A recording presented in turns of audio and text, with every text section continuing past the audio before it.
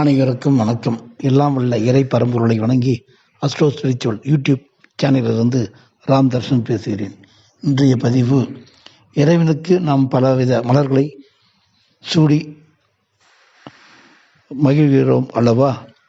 அந்த ஒவ்வொரு மலர்களும் எந்தெந்த பலன்களை கொடுக்கும் என்பதை இந்த பதிவில் பார்க்க இருக்கிறோம். இந்த பதிவில் 3 மலர்களை மட்டும் பார்க்க இருக்கிறோம்.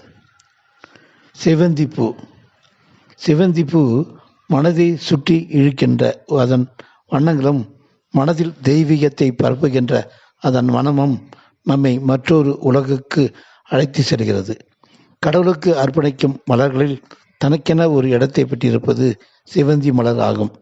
ஒருவர் தொடர்ச்சியாக இறைவனுக்கு செவந்தி மலர்களை வைத்து வணங்குவதால் அவருடைய ஆணவம் மற்றும் அகங்காரம் மெல்ல மெல்ல அழியும் என்பது நம்பிக்கை. செவ்வந்தியின் தனித்தன்மை யாதெனில், அதனுடைய சொந்த இதழ்களை கொண்டே மற்ற மலர்களை மறு உருவாக்கம் செய்ய முடியும். இது கர்மாவின் அடிப்படையை குறிக்கிறது. செய்யக்கூடிய செயல்களை கர்ம வினைகளாக மாறி பின் அதற்கு தகுந்தாற் போல மற்றொரு வடிவை எடுக்கிறோம் என்பதை உணர்த்துகிறது. மேலும் செவ்வந்தி பூ இதழ்கள் வாடினாலும் கூட புத்துணர்வுடன் மனம் வீசும். தான் வருந்தி வாடினாலும் பிறருக்கு நன்மையை அளிக்கும் புனித தன்மையுடன் செவ்வந்தி உள்ளது. இது இயற்கையாகவே மக்கும் பொருள் என்பதால் சுற்றுச்சூழல் பாதிப்பு கிடையாது. காற்று மாசுபடுதலை குறைக்கிறது என்பதை நாசா ஆராய்ச்சி மூலம் கண்டறிந்திருக்கிறார்கள். ஆகவே செவ்வந்தி மலர்களால் இறைவனை வழிபடும் போது ஆணவத்தை அழிக்கக்கூடிய பூவாக இருக்கிறது. 2வது பூ என்று எடுத்துக்கொண்டு போனால் அரளிப்பூ. சிவந்த அரளிப்பூ எங்கும் எத்தகைய நிலையிலும் வளரக்கூடிய ஓரடுக்கு மலராகும். பெரும்பாலான பக்தர்கள் விரும்பி வாங்குவது செவ்வரளி தான். மகா வராகிக்கு உரிய மலர்களில் செவ்வரளி மிக முக்கியமானதாக கருதப்படுகிறது. இந்த மலருக்கு விஞ்ஞானபூர்வமாக காற்றில் உள்ள கார்பனின் அளவை குறைக்கக்கூடிய ஆற்றல் உண்டு. அதனால்தான் தேசிய நெடுஞ்சாலைகளிலும் நார் சாலைகளிலும் அதிகமாக இந்த மலர் செடி வளர்க்கப்படுகிறது. அம்மனை வழிபடும் போது நமது மனதை அம்மன் மீது ஒரு நிலைப்படுத்தி சிவப்பு அருளி கொண்டு பூஜை செய்வதால் குடும்ப சச்சரவுகள் மறைந்து ஒற்றுமை ஏற்படும். மனம் திறந்து கடன் பிரச்சனைகளை கடவுளுடன் சமர்ப்பித்து விட்டு மஞ்சள் அரளி கொண்டு பூஜை செய்தால் கடன் தொல்லை காணாமல் போகும்.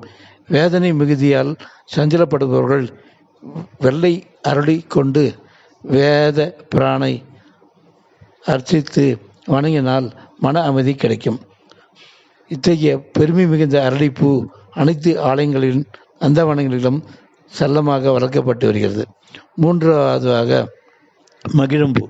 மகிழம்பூ மரத்திற்கும் ஆன்மீகத்திற்கும் மிகுந்த தொடர்பு உண்டு. மகிழும் என்பது வசூலம் என்ற தமிழ் சொல்லை மருவி வந்துள்ளது.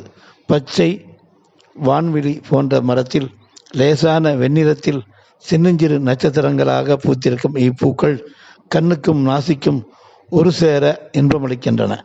சங்க இலக்கியங்களில் குறிஞ்சி பாட்டு பாடல் 70, பரிபாடல் 12-19, தினமாலை 150 24 ஆகிய 3இல் வசூலம் என குறிப்பிடப்பட்டுள்ளது. மகிழம்பூ 15 முதல் 20 வரை நாட்கள் வரை மனம் குறையாமல் இருக்கும் என்பது எல்லாருக்கும் அறிந்து இருப்போமா என்று தெரியவில்லை. 20 நாட்கள் வரை மனம் தன்மை குறையாமல் இருக்கும். பெண்கள் விரும்பி சூடும் மகிழம்பூ காய மனம் கூடுமே தவிர குறையாது. அம்பிகைக்கு ஆரமாக சூட்டினால் கோடி புண்ணியம் கிடைக்குமாம். அம்பாளுக்கு பாவாடையாக சாத்தினால் கோயிலின் நாற்புறமும் நறுமணம் வீசும். இந்த புத்த சமண மத மக்களுக்கு இது ஒரு புனித மரம். திருவற்றியூர் கோயிலின் உள்ளே நுழைந்தால் முதல் தரிசனம் மகிழம் மரமே ஆகும். மனதை மயக்கும் மகிழம்பூ ஆன்மீகத்தோடு தொடர்புடையது என்பதை நினைக்கும் போது ஆச்சரியமாக இருக்கிறது. எனவே மகிழம் மலர்களை மனதில் நிரப்பிக்கொண்டு எண்ணங்களை தூய்மை செய்து நம்மை வாழ வைக்கும். ஆகவே மேற்கண்ட 3 மலர்கள் இறைவனுக்கு சாற்றும் பொழுது என்னென்ன பலன்கள் கிடைப்பது என்பது அறிந்தோம் அல்லவா? இதை பயனுற செய்து வாழ்வில் வளம் பெறுவோமாக. நன்றி, வணக்கம்.